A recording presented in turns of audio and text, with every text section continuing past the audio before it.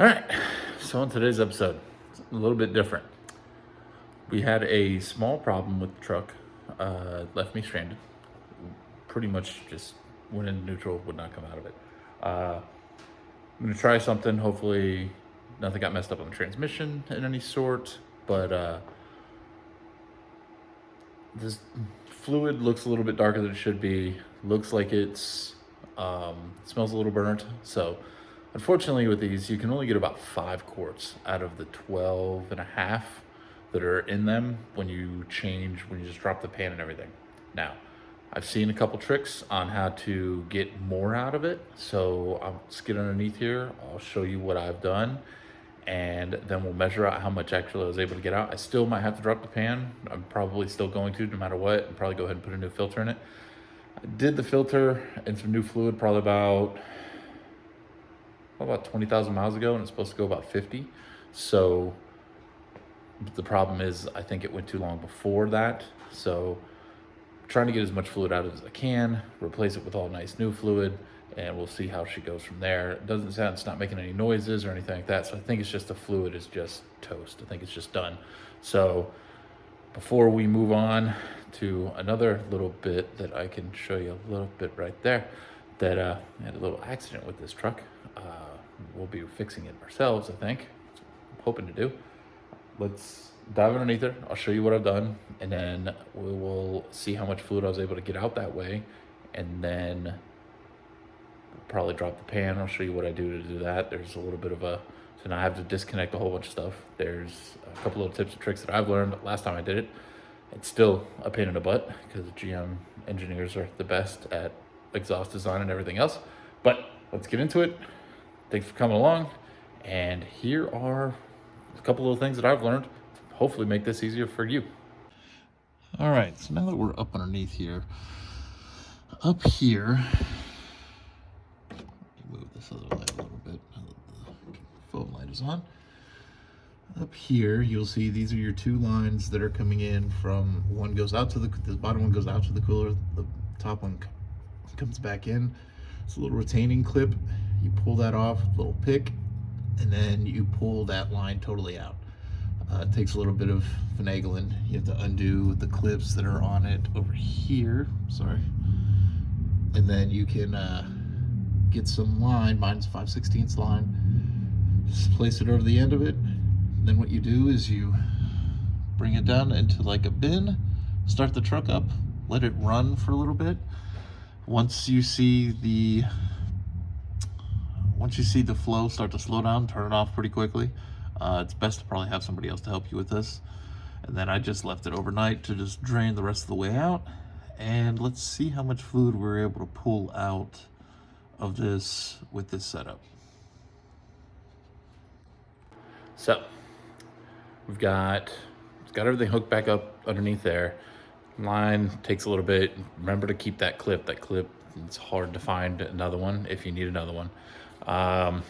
Drained out the pan, roughly got a little under 5 quarts. Probably could have left it running a little bit longer, but considering what was going on with it, really didn't want to take that chance. So we will now drop the pan and get the rest out. Usually the pan gives you about 5 quarts. So we're looking at roughly 10 quarts of the 12 that will be pulled out of this. I'll put a new filter in it, fill it up with new stuff, might put a little bit of transmission fix in it. This truck does have 300,000 miles on it, so try to give everything it can to live as long of a life as it can while it tows this around, as next year we plan on doing a lot more track time. So I'll get into that here in a minute. I'll show you what I do to get that pan off. It's pretty simple and easy, but takes a little bit of ingenuity and a jack, but come along. All right, so can't remember exactly where we left off last time we were working on the truck, but got the pan off. There's the pan. It's nice and clean. I didn't take a video when I first pulled it down. Magnet had a decent amount of stuff on it. There's some metallic in it, which is supposed to happen. I'm making an absolute mess of the garage right now. As you can see, I have to completely clean up all that underneath there because I really thought that through. Come around to this side, we'll get underneath here. And then we can take a look. There's the pan. Pan is off. So we jacked up the transmission. The exhaust is always in the way.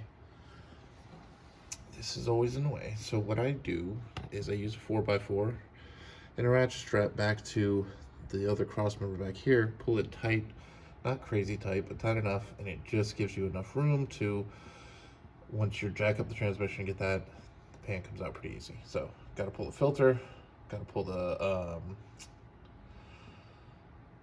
seal behind that, put all that back in there. I got a new gasket as well, thank you Napa. And put it all back together, fill it back up. It looks like we got roughly 7.5 to 8 quarts of fluid out, or yeah, quarts. So we'll fill everything up.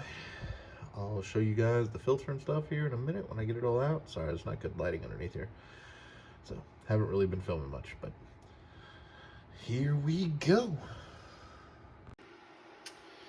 All right, got the old one out.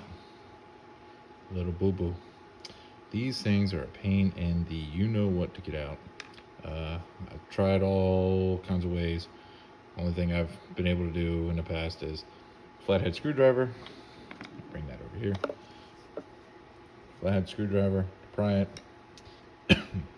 Pick to try to pull it a little bit. This actually did work today. I ended up having to just use this, pry it out, and it was a pain in the butt, and got my finger. But here's the old one out. Ooh, that's gonna be good for the video.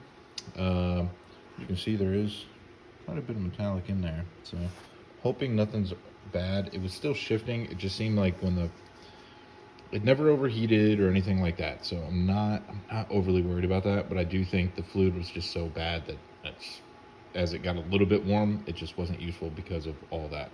So Napa, of course, has everything you need.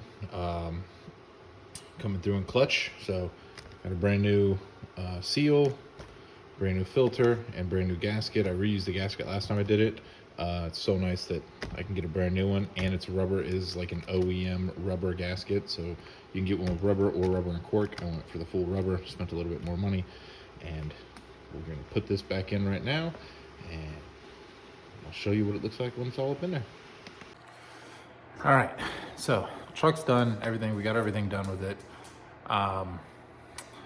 Only time will tell whether or not the fluid change and a little bit of transmission fix that I put in there will fix the problem. I kind of have my doubts. I've driven it a couple of days. It seems to be getting a little bit better as stuff gets worked in there. With that trick that I did show you guys, you are draining the pump of fluid. So there is a chance, it's not a chance, there will be air in the system. It'll have to work that stuff through. It takes a little bit of time. Everything that I've read and looked at, a lot of people run their trucks for up to an hour and then have the back end up in the air, and they'll shift it in and out of gears throughout that time. I didn't do that a lot. I did that for probably about 10-15 minutes, and then I actually started driving it. It definitely feels better. It's shifting better, but I do feel that it still has a little bit of slipping happening. So there's an unfortunate part that we might have burned up some clutches. So if that's the case, we will probably be learning how to take apart a 6L80 and replacing all the innards on this channel. So come along. It's going to be interesting. Thanks a lot for liking, subscribing, commenting, hitting the bell, whatever you guys can do to help grow the channel. I'll be more than happy for. But until next time. Shut dog. Nom nom nom nom nom nom nom nom nom nom nom nom nom nom.